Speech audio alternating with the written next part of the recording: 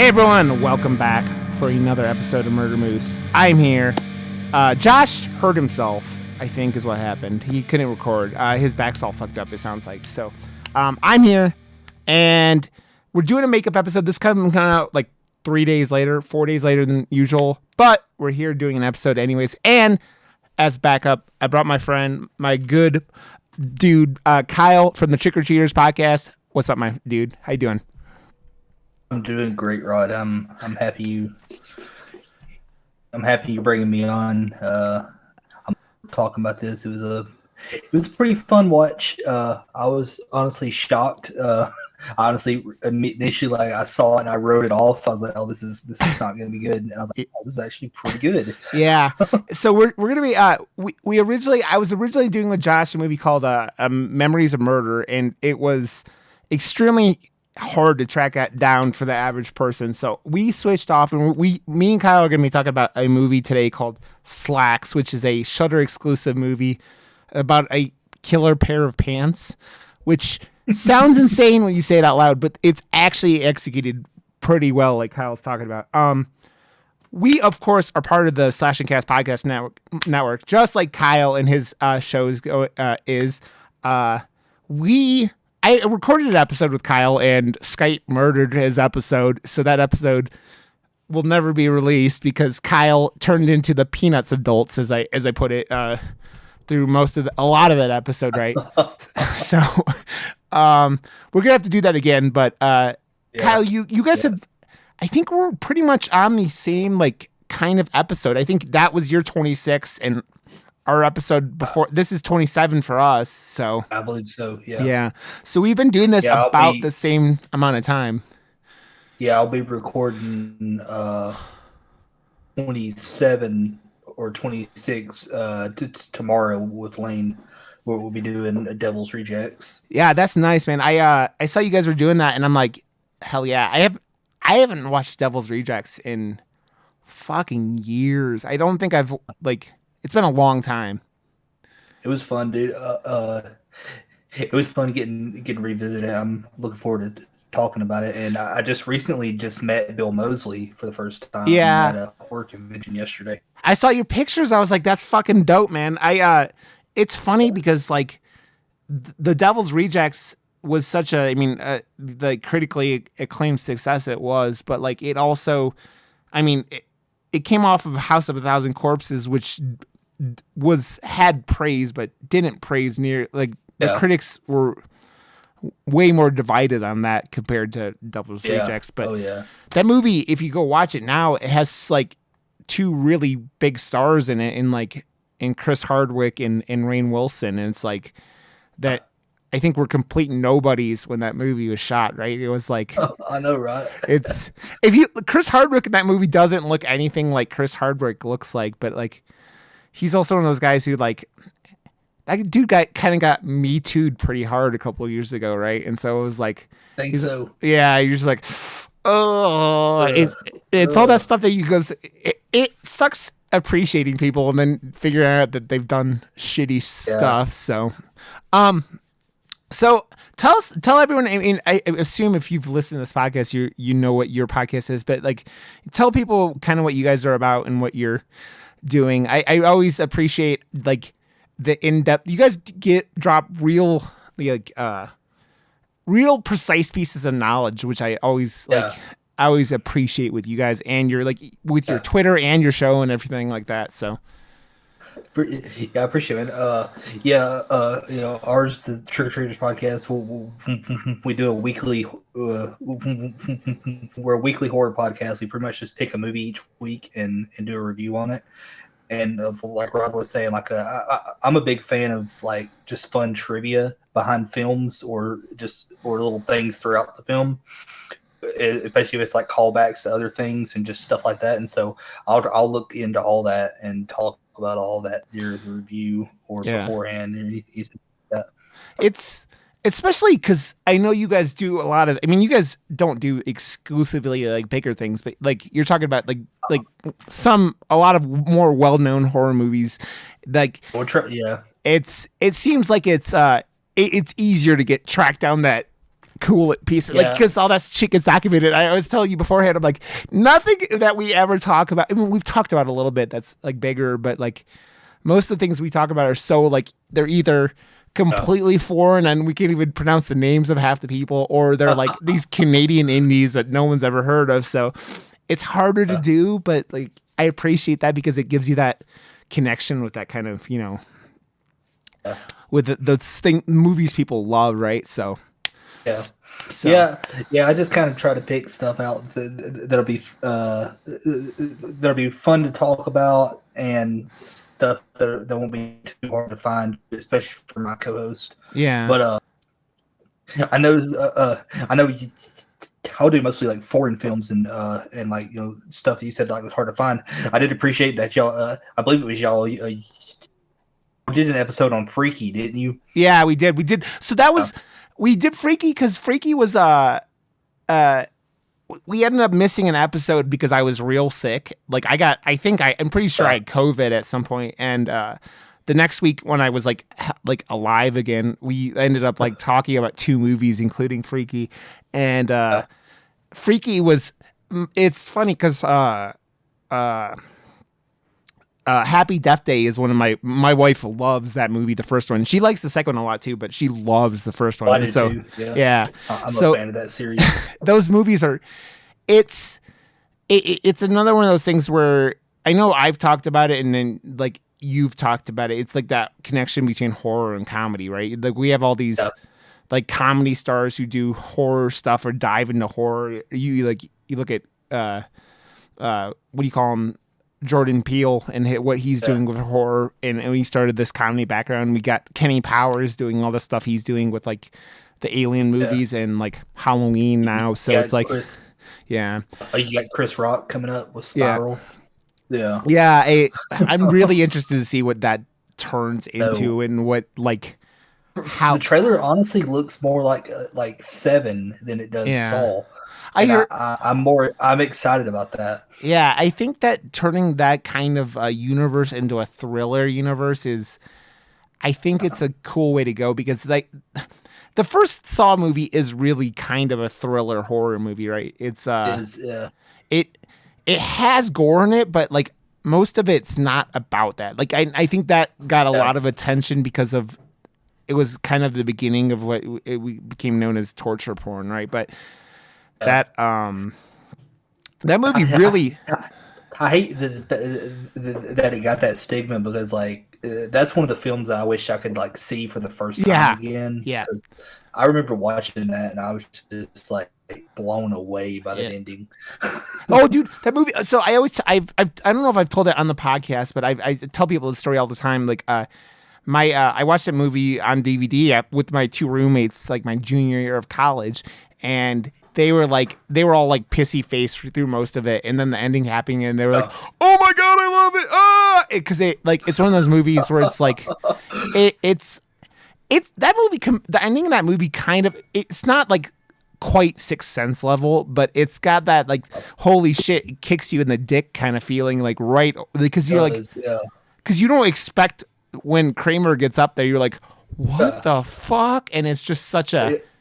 Yeah, I thought I'd had it figured out. And then, like it's sitting there going through everything. All of a sudden, he just gets up off the floor. I was like, "What?" Yeah. You're like, because then just that music, that music drop is so perfect, and it's just like, and then the door shutting, and it's just like that whole sequence of events there in that like real short period. It's just like you're just like blown away, and it's like that when you hit someone that hard with the ending of a movie.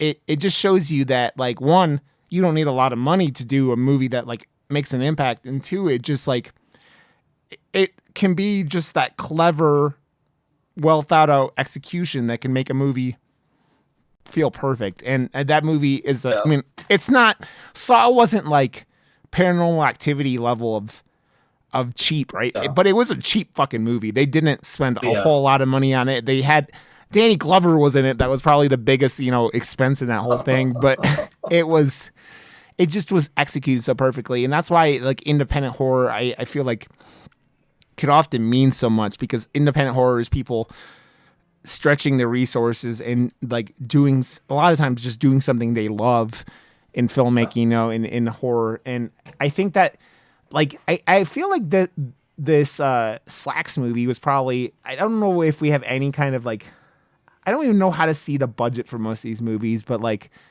this movie doesn't feel like it had any kind of budget either, besides like weird CGI genes that are all over the movie, right? It like, I'll see if I can find it. Yeah. It's pretty cool.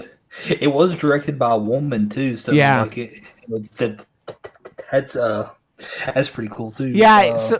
So if you don't, this movie's on Shudder, and Shudder has been they've been like dividing they have film categories like most streaming services do, right? But like since everything on their site is on their service is like horror and thriller kind of stuff, like it's all different horror things. And so not like lately, I think they started last month maybe even because of the women like all the women highlighting stuff that had been happening, and they do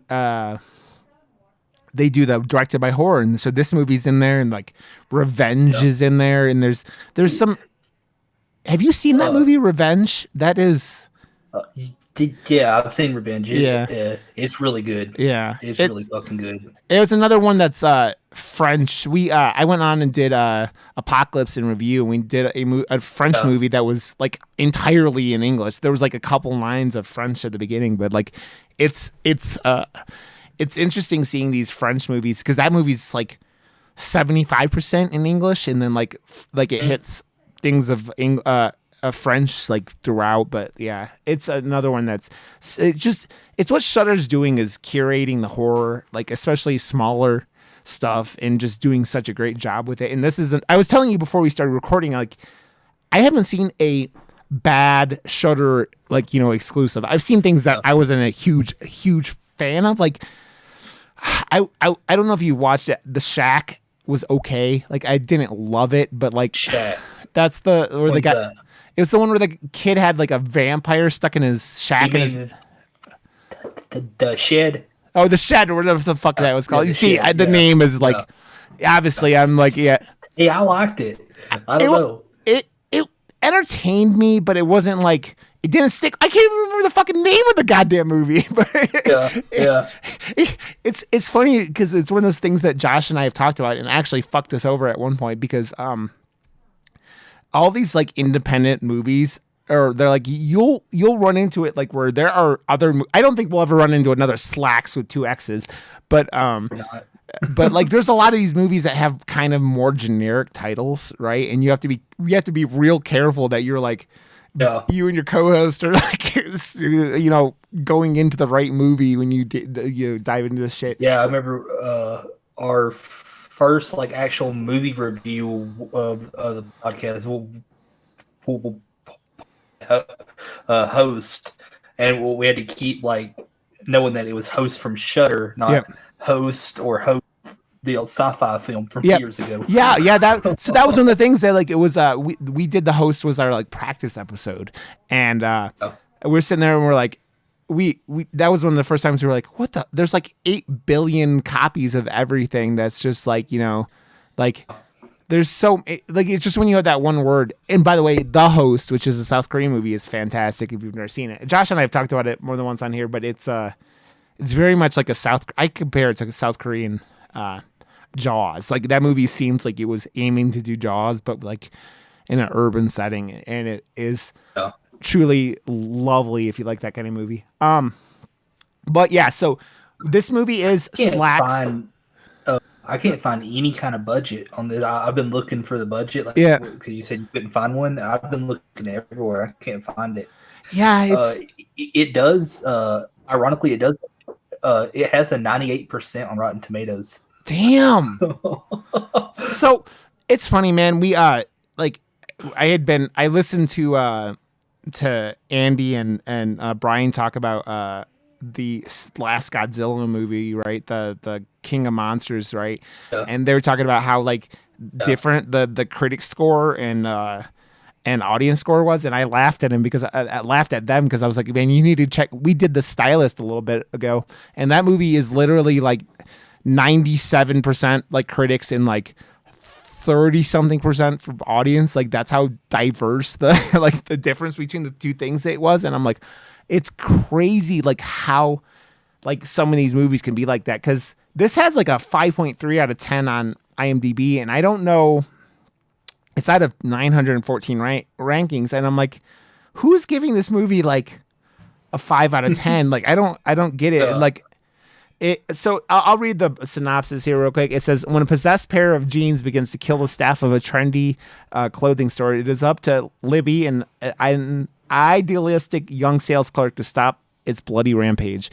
And that is it's a pretty precise version of it. It doesn't go into a lot of the details of it. And Kyle, we'll do a non-spoilery version, and then we could spoil it afterwards. We usually go like halfway or something like that. But Okay. But because we do a lot of newer things, right? So we don't want to, like, if people want to listen and don't, have things spoiled and go, Yeah. So this was directed by, you said, a woman named Elza Kephart, is that her name? And it's it's all Canadian, like you were saying. It's a Canadian thing. The clothing store in the movie is called the CCC, the Canadian Cotton. What was that last word of that name of the fucking store? I don't know if I could think of the name of it, but and they're basically this like idealistic company that basically sells their brand as they don't have GMO anything, and they don't use like under like what do you call it? Not slave labor, but like child labor. Child labor, yeah.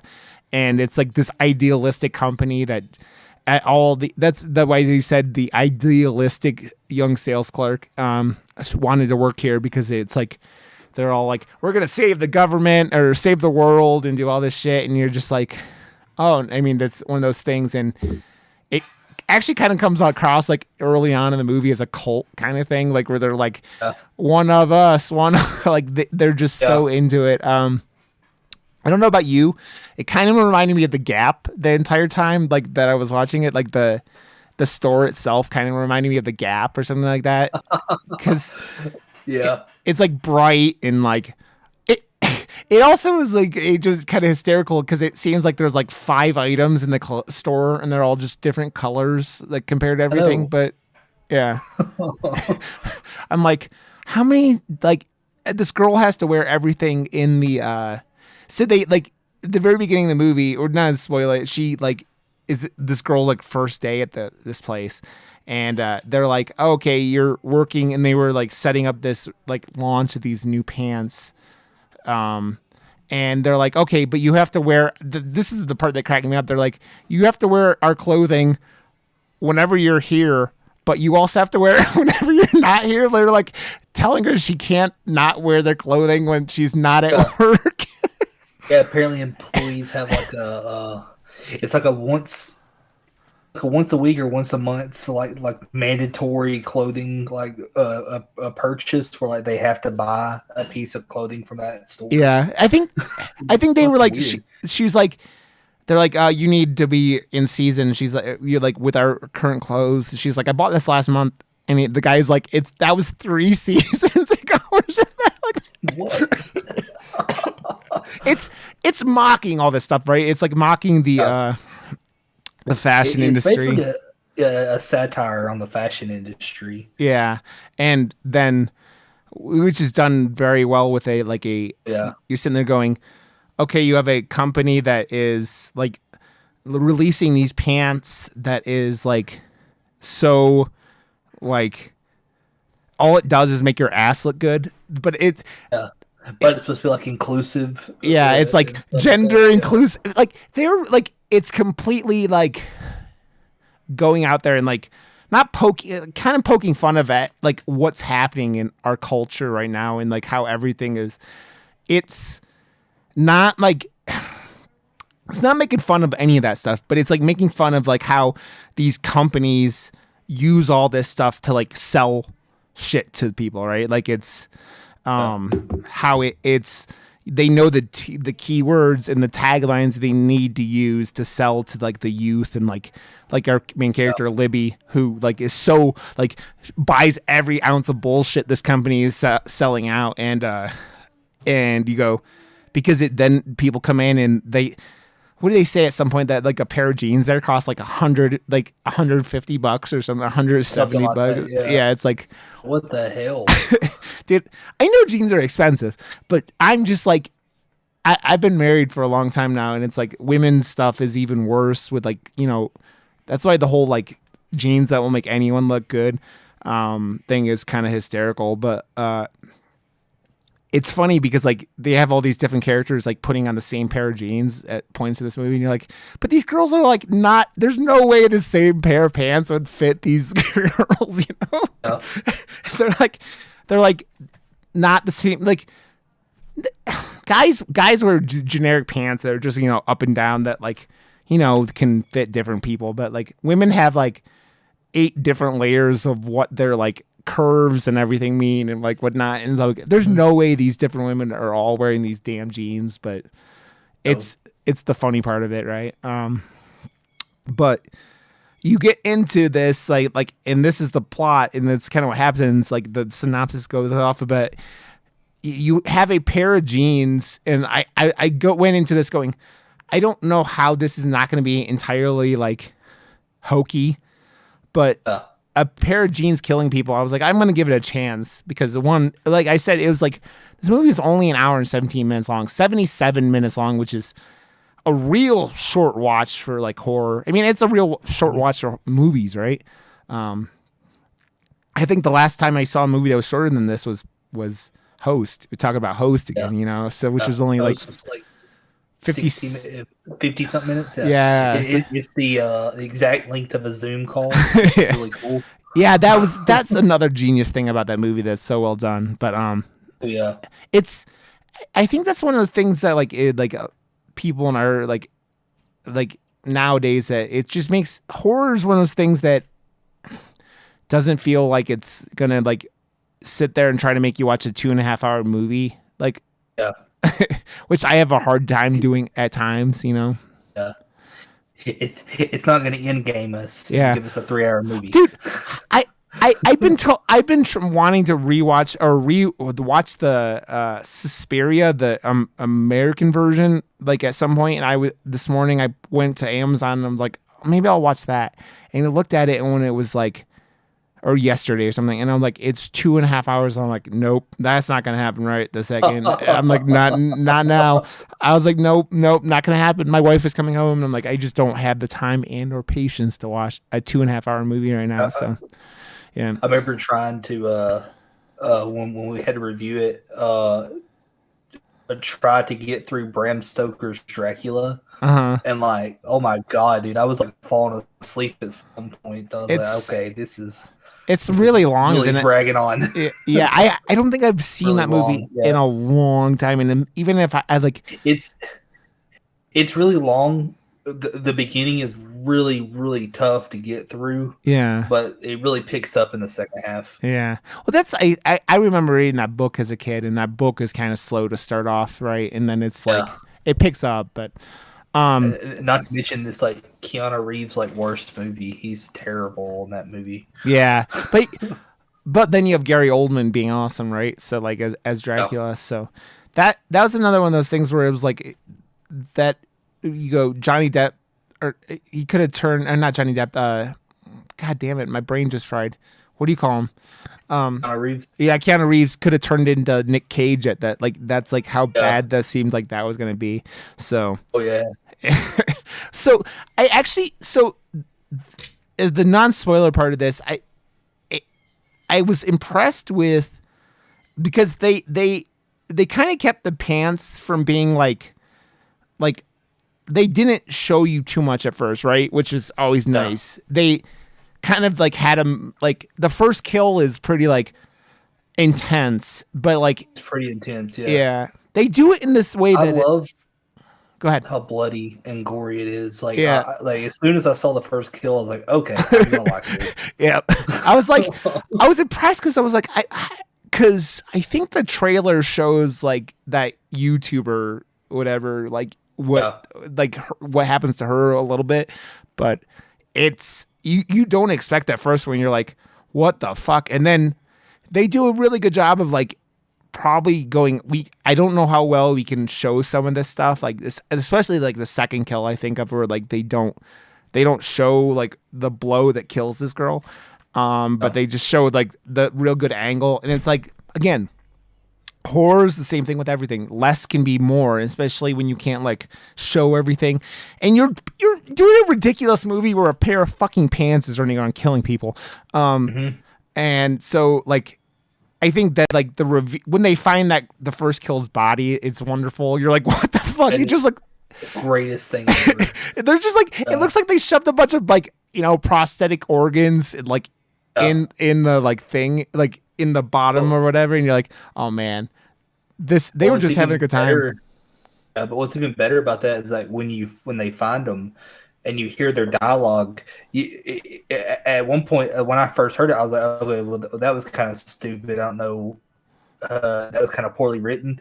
And then later on, another scene happens in the movie, and you get the big picture of what they were trying to entail with that and what they said. And you're like, okay, this is fucking genius. Yeah, it's so funny because it's like they do a real good job of like having these kind of over the top stereotype characters, but also like keeping it like kind of like tied to reality, because like when you tie why everything's happening through the movie, you go, oh shit. And it's like, it ties everything together. You have these like all these people who are only looking out for themselves, and it just ties everything in this whole like way better than I thought it was going to, right? And it has some scenes that are truly like are bloody and brutal, and you're like, holy fuck, something that you don't and you don't expect it going in, because it's like,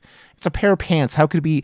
I know we had there was that Dress movie that came out like last year, or I think it was last year, with the lady was wearing that dress that was trying to kill her or something like that. Do you know about that movie? I haven't seen it. I don't think so.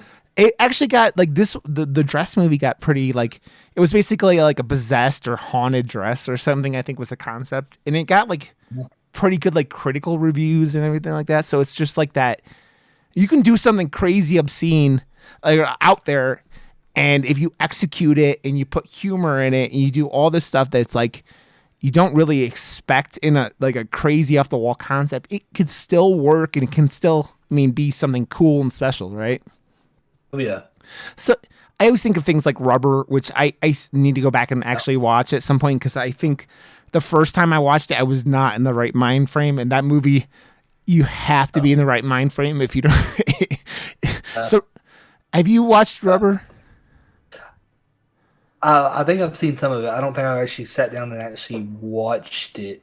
Yeah. All together. But like when it comes like movies like this, I have seen like some of these that are pretty out there, and I actually enjoyed them. I was shocked. Like one day, like when the pandemic like first started, I was like just bored scrolling through TV trying to find something to watch. I was like, you know what? I've never watched these. I'm gonna give them a chance. I'm just gonna put them on. Yeah. I watched Sharknado. I watched all 6 movies. I had a blast. Yeah, I had a blast watching these. There's a reason why those movies got as much like. I think I made it through 3 or 4 of them, but like I think when they went to space or something like that, I was it was got a little crazy. Yeah. But like those movies are just fun. Yeah, they're fun. Like it's like they know what they are. Yeah, exactly, and that's what matters, man. Like if you have a bad movie that knows, or like a hokey premises, and you kind of embrace it, and just you don't try to be something like, don't try to make a movie that's about killer pants and act like it's like going to determine everyone, like it's gonna change the world, and like it's like Shakespearean writing. You just have fun with the concept, and you do like cool things and make it like, just put effort in the movie and you could do cool stuff. But like it's bad movies that try to act like they're serious, that or try to make things that like they're just like, no, you're not, no, don't do that. And that's why this movie is so successful, because it knows what it is, and it doesn't take itself too seriously, but it also is making cool points and tying a story together, and basically ends up being kind of like a ghost story, right? And in the way it executes, it's just it's and great. Oh yeah, and I will say, as someone who works retail, unfortunately, I really enjoyed this movie even more because if you work retail or have ever worked retail, you'll understand everything that's going on. Yep. I worked at Best Buy in high school, and I worked there for a year before I got myself shit canned. But it's that kind of thing where you know the kind of environment you're in, and the what happens and how these managers are, and how they'll make you work crazy hours to get ready for something. It's like I said, they're doing a release for this new line of pants, and you're just like, damn, what are you going to make people do for a release of pants? And I didn't understand why they were doing the whole lock-in thing. Yeah, that was kind of weird. It seemed like so there's, again, this is it's a minor thing, so it's not, but we're not spoiling it. They lock the characters in the store and so that they can't. I think it's trying to prevent these new genes from getting out, because they're they must have again, they're so in demand that they bring this YouTube sensation in who does fashion stuff. I was so confused the first time they showed the girl, they showed her YouTube segment. I'm like, why are they doing this? And they tie it back into bring her in to do a release of these pants, right? But it's also what's great about this, because this movie, like I said, it's satire on the fashion industry and stuff, and just retail in general. It also is kind of making fun of influencers. Yeah. Oh yeah. Yeah. She's the YouTube influencer in this is completely over the top and ridiculous, and you're like, why is? But then you think about YouTube stars, you think about people who are doing insane crazy shit, and you go, oh, okay, this is just right up the alley of someone who would be doing something crazy like this, and it's satire with it, but it's having fun with it and just being goofy and over the top, because it just again, your movie is based on a pair of pants killing people and doing it well, and it's so funny. I think there are parts of this movie where you're just oh my god, that's genius, because again, you're sitting there doing something where you're going, this is about pants killing people, but again, it just you go at it with the right attitude and the right this director Elza Kephart is manages mix humor, the gore, everything, and just and it's great, and the actors are all awesome. I was telling you beforehand, the guy who runs the company, the CCC company, you had said he plays he was also named Harold. Harold in American Psycho. Yeah. And he was Beverly's dad in It Chapter 1, which, if you remember, is the fucking creepy ass motherfucker who was I don't remember the book as much, because I read the book when I was a little kid. I was 11 when I read that book, but he probably shouldn't have read it. Yeah, there's a lot more how I ended up here where I am right now, but that book has some fucked up shit in it. Yeah, well, dude, that's what the fucked up part about it is, that people don't know who haven't read the book. There's real fucked up shit in that movie. Beverly at the end of the first, with them being kids, gets gang banged by the rest of the kids. At the book. Yeah. In order for them to find their way through the sewers. Yeah. You're like, what? And they kind of switched that into the can cutting scene at the end of the new It movie, Chapter 1. But man, you're you're talking about 11-year-olds or 12-year-olds or whatever they are, fucking, and it's just oh, it's so. And again, Stephen King was high on cocaine throughout Yep. the entire. Oh yeah, he was high. That's you ever hear about him doing that movie he directed? Like he was like coked out the entire time. What was that movie called? It was when the machines came back and killed were like killing people. What the fuck was that movie called? The Where like one, it was like machines came by, like came to life and started killing everyone, and it was the only thing he ever directed, and he was saying about how coked out he was the entire time. I fucking love that movie, even though it's terrible. uh, Maximum Overdrive. Yeah, okay. Uh, I kept thinking of because Steven Spielberg had a movie he directed that was about Killer the truck, right? But like, yeah, it's Maximum Overdrive, which has that like I think the most memorable image from it is the truck that's like got the Green Goblin on it. The Green Goblin, yeah. Yeah. So And a guy gets killed by a fucking soda machine in that movie, which makes me laugh because I think of now of Archer, where the guy gets killed by like a soda machine hitting him and like crushing him and his like organs coming out. Yeah, but the guy Harold Lansgrove, who's like the owner of this company, the CCC, he's like this actor and he's only in it for a little bit, but the store is filled with like all the actors do a really good job of like being like playing these I don't give a fuck attitudes of everything. And yeah. That's what I liked about it is that these actors played retail workers who are just like hate their jobs and they're depressed and just, hate where they're at like so well. Yeah. Oh, it's so funny because then you have this manager like Craig is like the store manager who's trying to be like a district. He wants to be a district manager. You're just like, oh, but he's like everything in this movie. He's like people start disappearing because the pants are killing him, and he's like freaking the fuck out because he's like, if I don't get this stuff done, I'm never gonna get this promotion. And it drives him to kind of lose his shit, and it's like it's all believable because it's like, man, it's over the top, but it's believable. So dude, I really like this movie. Did too.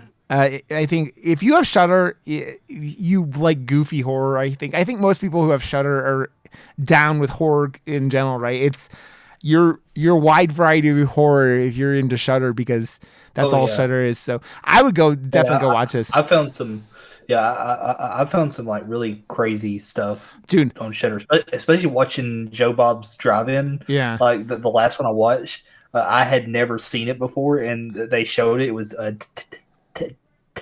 in the T-Rex. Yeah, and I fucking love that movie. That's on my list of things I see. The problem is, I think I told you this. I watch. I end up playing Magic on Friday nights, and then like with my buddies, and then online, and so like that's when that show's on. I need to go back and watch dive into it. You can go back. They're all all the new episodes show up on Sunday nights. Yeah.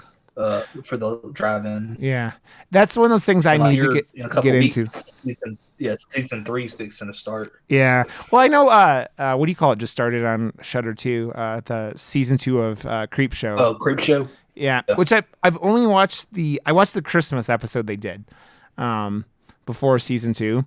And where the people were all like werewolves and werepigs and shit like that, and Santa Claus was coming to kill them, and that was entertaining as fuck. And so so if you have Shudder, you obviously are into that kind of thing. And if you're interested in horror and listen to us bullshit about this, go check it out because the movie is great. So we're gonna spoil it.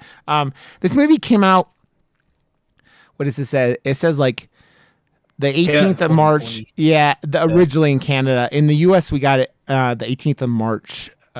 This year, so it's not been out very long, which is why it's like I like talking about this stuff so people dive in, because I feel like not everyone's gonna be like, I'm gonna watch a movie about a killer pair of pants. So right. So this is spoil the shit out of it. I mean, there's not all that much more to it that's like, but like the characters and like the kills and stuff I think is really what I want to talk to you about, like with that. So there's some great stuff in there. Yeah.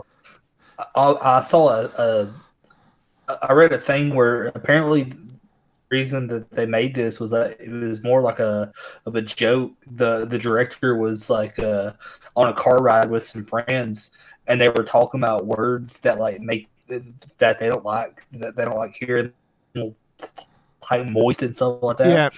And this guy that was in the car, he hates the word slack. So they kept saying Slaxx over again to get on his nerves. And that's how they came to the idea for this. That's so funny because like the thing with that is like it's called Slaxx, but like they never say the word Slaxx in the movie, right? It's like it's never. It's the jeans, and it's like I think there's like yeah.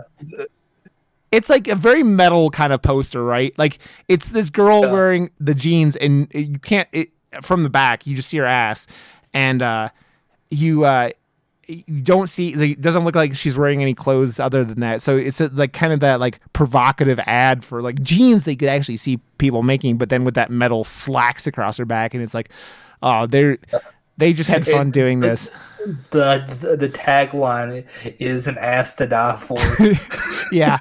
Well, dude, that's like how they sell these jeans, like, and it's like in the movie, they're like, you see the previews for it, and they're like, it will make anyone look better. Like ass, like it doesn't matter if you're 5 pounds overweight or 5 pounds underweight. These jeans will make your ass look amazing. And it's like, oh my god, because it's taking these like real fashion industry stuff, like you're talking about, and just going, yeah, this is like ridiculous, and we're gonna go a little bit further with it. And yeah, I really laughed like when I was kind of hoping. So like the pants start killing people, right? And they have the 2 S's like for the like super shapers is what super shaper. Yeah. Or what they called. And the 2 S's thing was weird because I was like, is that not a Nazi symbol? Yeah. The SS, yeah. It's you're like, but I think that's part of the thing too, that they're just like embracing the like the lunacy, lunacy, like the insanity of this. I can't talk, but it's they have the 2 S's on the back. They do look like the SS from the Nazis a little bit, but it's whenever the pants kill someone, it's like an experience bar in a video game where like one of them fills up with bread. Yeah, I never really explained that either. I don't think. Well, I was like, is it gonna hit 4 and like go Super Saiyan pants or something? What the hell is going on? Yeah.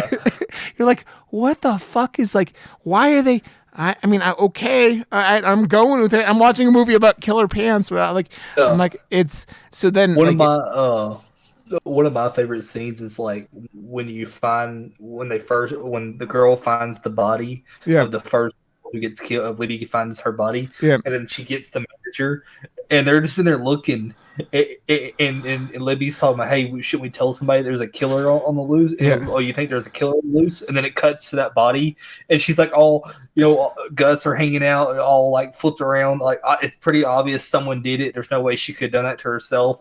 And she's like, yeah.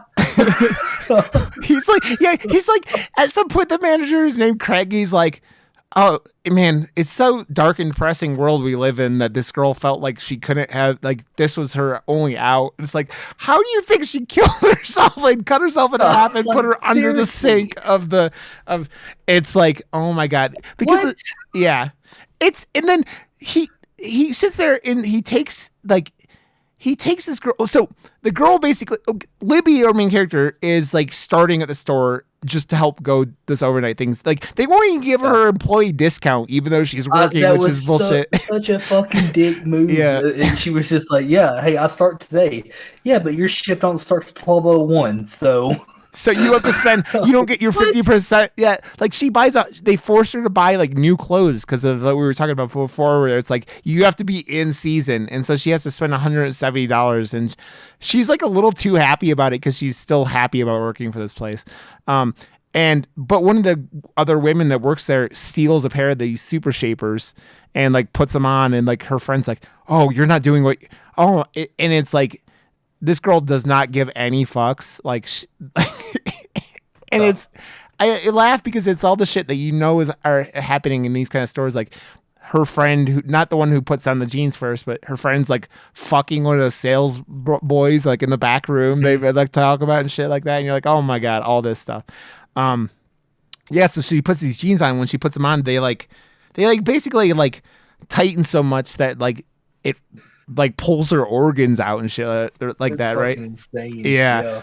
because they do a really good job of like of just like showing enough of what they're doing and not like, because obviously that's like an insane, like what they're doing would have probably taken way more of a budget, and so they cut, like they just have blood flowing everywhere, and then the pants, I don't know why the pants did this either, but I laughed every time I did it. Like the pants would kill someone and then like start sucking up the blood like a like like a vampire or something like that. You're like, yeah, what the fuck?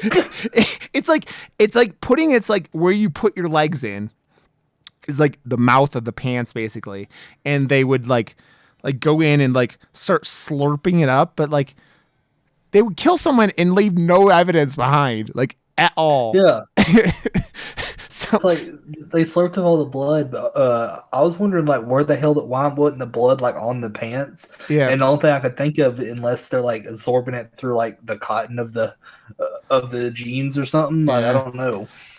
it's the portal to hell or whatever that the cotton, like the kind of these jeans are. Yeah, because when you figure it out, you're like, well, then how? I don't know, but they when the girl they I don't know, what were we gonna say? One of the things that was a big what the fuck to me. Did you notice like the racial segregation there was in this store? Yeah. Like if you look at this store, there's a poster of an Asian girl model. And then the person working that section of the store is Asian. Yeah. And then on the opposite end, a black model, and then there's a black girl working that section. Yeah. It was like, what the fuck? Yeah. And it was really like they did this. They did this all on purpose. It feels like, because then they were like all the clothes are all like, it looked like the same item just in this like one color, like over and over again, right? Like there's racks of yellow and racks of green, and but there was like 5 different like basic colors, and you're like, yeah, they're just pointing shit out like that. It's just like how insane all this is. They were. I don't even think I noticed that as much before. Like I kind of like I thought, I was like, huh, are they doing something? And then you saying it right now is like, oh yeah, yep, they definitely did that. It's great too because it plays more into what they're trying to tell with, like, you know, this is like a company that's progressive on the surface, but once you peel back the surface, they're really dark and just fucking terrible.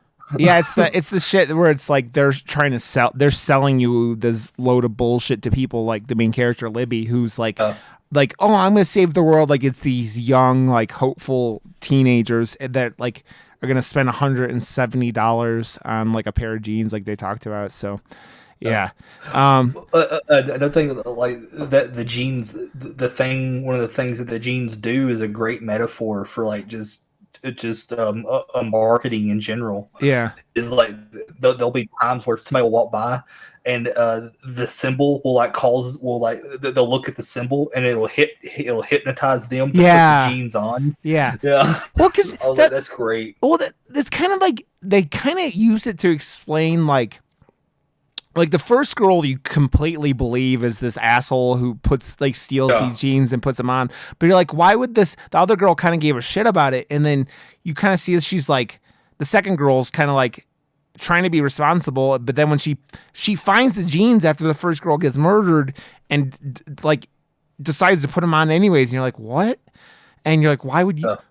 Okay. And she goes into the stall and like, she trips and like she starts putting on the jeans and does a really good job of like the actress does a really good job of like this, like it's just like tightening up around her ankles or something, and you're like, what is happening? Mm-hmm. And it makes her trip and fall and puts her face through a coat hanger, and like the wall rack where you would hang clothes while you're sitting in this like store trying stuff on, and you're like, how? And that's kind of what I was referring to earlier. Like you don't see her head go through it. You know it's there because like she falls back and you're like, and then her body's just like hanging there, like with her feet off the ground. You're like, ooh. And I think it's like that thing where it's like you're using your imagination of how fucked up that is. And you're like, oh, because it reminds me of, what was that movie? There's a movie years ago. I don't know if you ever saw it, where those guys went to that, they were on like a bachelor party in Vegas and they killed a stripper on accident, like doing the same, but one of the guys is fucking her, and then like puts like backs up into a wall with her, and she like gets impaled on one of those things and dies. And it's like Daniel Stern's in it, and Christian Slater's in it, and stuff like that. And it's the whole movie is like them trying to get rid of this body and then turning on each other. I can't think of the fucking name of the movie, but so yeah, it's out. It's like black comedy. That movie was. So this girl gets impaled, and then the gene. They never like. Was that body in that pile of bodies they found later on in the movie? I guess. I think so. Yeah, because they don't show her like they find the first girl's body who the genes cut in half. When we were talking about earlier, they open up the cabinet under the sink because her hair is sticking out of the sink. Like that's how Libby finds it. Because like Craig, the manager's like, go find these two because they couldn't like. He's like on this pressure like they can't. The one thing I really didn't get about the whole lock-in thing, like I understand they're not trying to get people like out overnight or whatever because of this thing, but they had no they were like cell phone blocking too or something insane like that. They couldn't like yeah. So they didn't want anybody taking like a picture and posting on social media. Yeah, which is hysterical because then they set up this whole thing where this YouTube social influencer is going to come in and check out these genes like at midnight, but there's only for an hour. Like they're giving her an hour to come in like between 12 and 1 where the doors unlock, let her in, and then lock when she leaves. But what's funny is when they find this body, Craig and Libby, they're like, Craig is like, okay, we'll deal with this in the morning, and just like puts her body in like a moving dumpster thing and just puts her in the back of this hallway, and you're like, but what's great is that is the message they're trying to tell with that. That's one of the things I loved about this. Because like when they initially find her and they go through the dialogue, I was like, well, okay, that was kind of a stupid scene. But then when they put her in the trash can, they take her to the hallway and they dump her, and you see her hand fall out, and then they put it back. And then as they're walking back, Libby goes back and looks under the tarps of the other things, and it's just like all these mannequin parts. Yeah, and I love that because it's like they're basically saying these employees are just disposable mannequins to them. Yeah. But they're just so replaceable. Yeah, that's why you're like, this Craig guy is like, if you were a real human being and you were really cared about people, like which managers are supposed to, you would have been like freaking out and like doing whatever you could to like. Seriously, if you're just even a normal human being, you're just gonna be like, huh? Yeah. The fucking dead girl.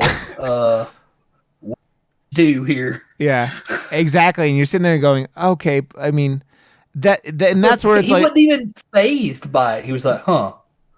Well, we'll deal with this later. Okay, we can't deal with this right now. Yeah, because this guy, the only thing that matters to him isn't like it's having this successful launch the next day, so he could get this district manager job, and you're like, you're gonna deal with like a dead body.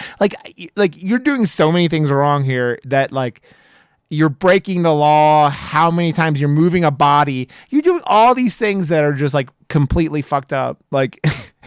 And yet here we are, because like him moving the body is like you're like fucking up evidence of a crime scene and shit like that.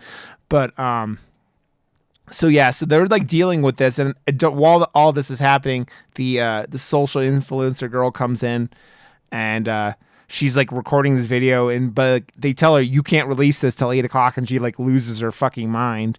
But she's like, oh, my people want this so bad, and they're like, oh, then you're just gonna like get them on anticipation, which is true. Like when people have to wait longer for shit, they like lose their goddamn mind, right?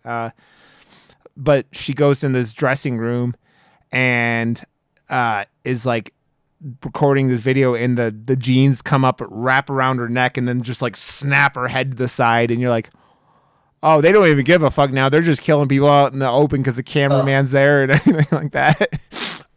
They just like go on a fucking rampage. Yeah. Well, yeah, because that happens, and then like this is like when the genes just like kill everyone, right? Because like there's like there's a gap in between here, like Libby and Craig dealing with all this shit in the back, and this influencer girl coming in, and no, like every employee besides her, the Indian girl. What's her name in here? I don't even know if I could find it. But yeah, it's Shruti. I think Shruti is her name. I think. Who is like on break when all of it happens? Like there's no one else. Like they come back out and everyone's gone, and the only reason they know what happened is because of the camera.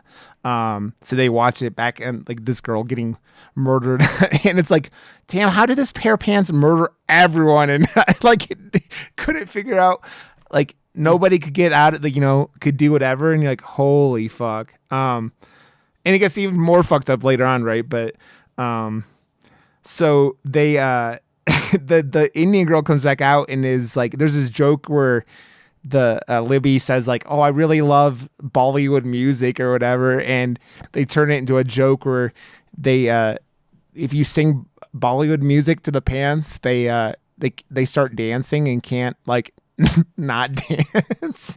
And it's probably one of the funnier scenes of the movie because the girl's like sitting there listening to her music and the pants are behind her. She doesn't know they're behind her, and they're just like doing this dance to it, and you're like, what the fuck? Like, because you don't know, like, right? You don't know where the pants have come from yet. Yeah, it makes more sense when they finally reveal like the actual story of what's going on. Yeah. So this is like, then they try to go hide in the back with Craig, who has locked himself into the like manager's office, and it's like the only door that locks. And when they do, they the pants have put themselves on a mannequin, like a full mannequin, and like put the, I don't know the name of it, the dot that the Hindi people wear on their head. The pants are in a mannequin and have put like the Hindi dot on its head, and you're like, they start communicating with it. The Shruti talks to it in Hindi, and they finally figure out what's happening. So the pants are basically like the ghost of this girl who was 13 years old in India and was picking cotton for them, and like they're breaking age restrictions that they said they weren't, and like all acting like they were all on this high horse, this CCC company, and they're not. They're just scumbags. Like that's what Craig says at one point. He's like, or maybe Shruti says it. How do you think they make a $20 pair of pants and sell it for $170? Like you're like, it doesn't add up. Like with all these like high horse morals they're trying to act like they're on. This 13-year-old girl was like picking cotton for him in this field, and took the cotton into like the big sifter and tripped and fell, or her part of her outfit got pulled in, right? I think part of her outfit got pulled in, yeah. And got fucking brutalized, dude. It's like you think of like some giant piece of machinery just like pulling in this little girl, this 13-year-old girl, and just blood everywhere. You know what I mean? Again, they do a really good job of just like showing you enough to get you go, holy fuck, and not like they don't show any body parts or anything. It's just blood, right? And the cotton, like that blood and cotton like look is real. I would say like that's why like like if you ever seen Dead Snow, the I think it's a Norwegian zombie movie, but like that red and Snow. That red and white contrast is so striking. So great, it's like that's why I want a real Friday the 13th movie in the snow, because it would be it's a cool just that opening of Never Hike in the Snow was amazing. There's scenes we talked about Thirst a while back, which is a South Korean vampire movie, and they have a scene where it's like they paint this whole upper room, this house, white, and so then blood gets splattered all over it, and it's just that striking visual. It's like on the 30 Days at Night. The vampires are in the my wife and I to this day, every time we see an Alaskan car, we go, it's vampires. Antarctica. I can't remember. It's something like that. It's Alaska. Yeah, it's Alaska. Yeah. So they get this whole story from like the the mannequin's basically writing. It takes I don't know how it did it with how much like, but it's writing on the wall in Hindi. Like the mannequin has like one of the hands of the people it's murdered, and fucking blood. yeah, it is like writing out. I'm like, how do you keep? Where's all the blood coming from that you're writing this with? But and it explains the whole story out, and you go, oh man, that's fucked up, especially because of this company and all its high horse moral bullshit. And but the girl's like, well, if we get like your story out, will you like stop? And it agrees basically, right? And so they go out and they're gonna like get the story from this thing with a camera, and then the dumbass Craig, the manager, like sprays it with a fire extinguisher, and basically gets everyone killed at this point, because this is when the pants all like Craig tries to lock the two girls in the back, and then this is when Shruddy dies, like gets taken out. But they then you figure out all the pants, like all these super shaper jeans, are actually like possessed by this girl, and there's like a march. It's like, like I almost wanted like some like Disney song as these pants are coming out, because it's like it kind of has that like, you know, like that inanimate object in a Disney movie thing coming to life. But they all march out, and this is all like Craig gets murdered by the jeans too, and you're like, when Craig gets killed, it's great. Yeah, you're like, fuck this dude. You're like, that's why it's always satisfying having asshole characters in horror movies. So when they get taken out, you're like, yes. And this Craig brutally. How does he even die again? What happened to him? Ripped his fucking like skin off. Oh yeah. Oh yes. So they all swarm him, and like you don't see anything, and you come back and he's got like no skin. His eyeballs are poking out. You're like, I don't even know how they do that. Like, what else the gene causes that? Yeah, I don't know, but I loved it. Yeah, and this is all happening, and like Libby's coming out, and like she's like, oh no, but like she tries to stop the doors from opening because all these people are wanting to come in and buy these jeans, right? Because like, I think this is like their first store to have these super popular jeans, and it does like. This is another thing about consumerism that they're pointing out in this movie. Like, these people want these jeans so much that when the doors finally unlock from this lockdown, they push Libby over and then they stomp on her and kill her. They kill her by like kill her. Yeah. Yeah. They stomp on her going in to get these jeans, which then proceed to like murder how many? They don't even show it. They just murdered everybody. Yeah, they murdered like every customer that rushed in and killed Libby, and you go, holy, because that's one of those things that was like kind of like not shocking to me, but like this movie's got that comedic tone, and then just like that the girl dying and the explanation of it, that is super dark, right? But this ending is just like dark as fuck, because you're like, oh no, these jeans don't give a fuck. Like you don't get to throw the company out. You don't get to. I mean, if that tape that they have with the SD card, right? Maybe that gets out at some point, because I think Libby still has it when she dies. But like in her, it's in her hand, I think, right? Yeah, because what's her name gave it to her. Yeah, before Shruddy. Yeah, Craig killed her because fucking dick. Yeah. Yeah. Yeah, he was like sacrificing them because he thinks that if the story comes out, he's not going to get his job, right? His promotion. Yeah. So, yeah, and I love the closing scene, because it's like after they murder everybody, it's like there's blood splatter all over the place, and on the door there's blood all over the door, and it says Monday Madness. Yeah, because that's like the sale, like the season, like or launch they're doing is like, and you're like.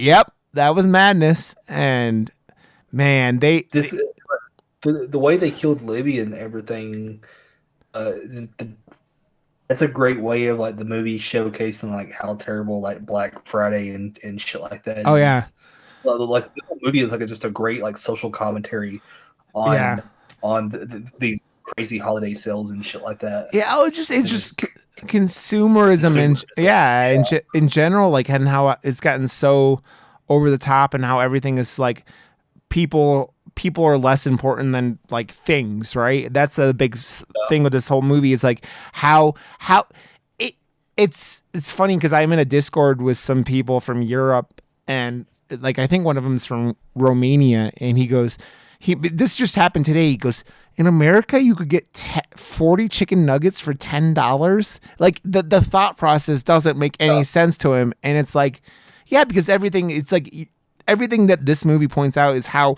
these companies take advantage of people. Like how people are just like, you said it, you pointed out perfectly. They're just as disposable as mannequins because it gets them profit and makes everything. And that's the whole thing. And that's what this movie is saying. It's like, it's what consumerism does, and how people are less important than profit and having things, and how people, both the companies making them and the people buying them, don't give a fuck because they're getting what they want. The people are getting the items and the companies are getting the money, right?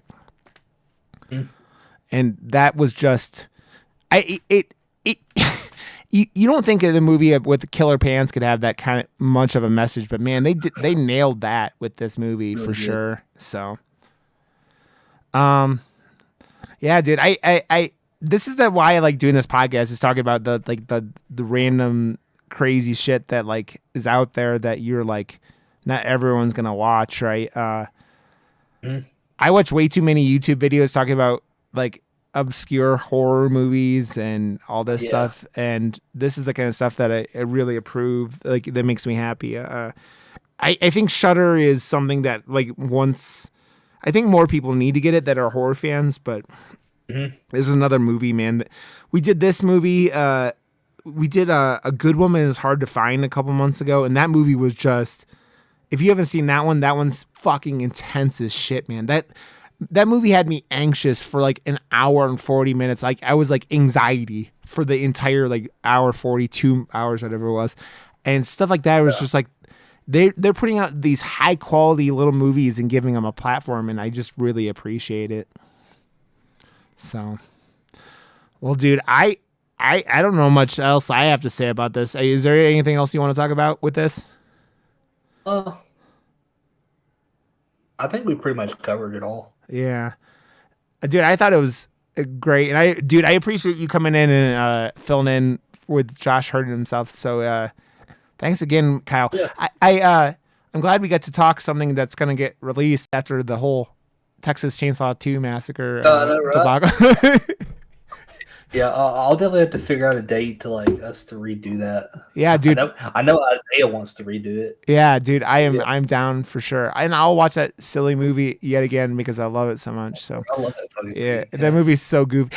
It's so funny because I watched both of those movies for the first time last year. Like I said, Texas Chainsaw 1 and 2, and to me, 2 is a better experience for me, like as a movie now, but I understand why Texas Chainsaw, the original, was so, impactful. Yeah. So, well, Kyle, thanks again, man. Let everyone know where they could find you.